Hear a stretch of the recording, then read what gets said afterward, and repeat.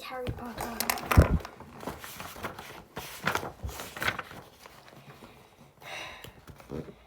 This is Harry Potter and the Philosopher's Stone, Chapter 1, The Boy Who Lived. This is page 1.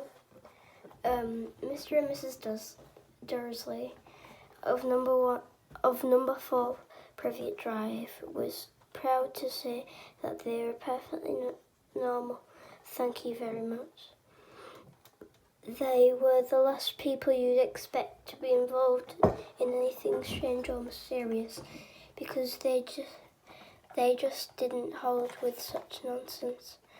Mr. Dursley was the director of a film called Grunnings, director of a firm called Grunnings, which made drills. He was a big, beefy man with hardly any neck, although he did have a very large moustache. Mrs. Dursley was thin and blonde, and had nearly twice the usual amount of neck, which came very useful as she spent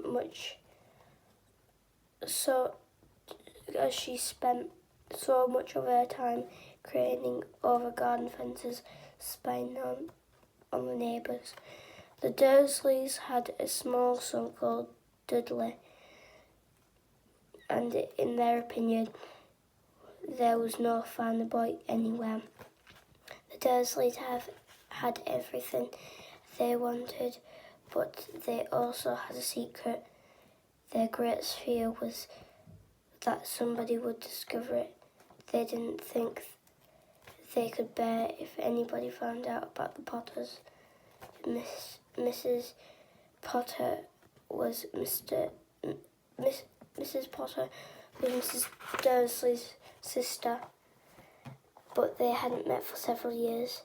In fact, Mrs. Dursley pretended she didn't have a sister because her sister and her husband were as un-Dursleyish as it was possible to be.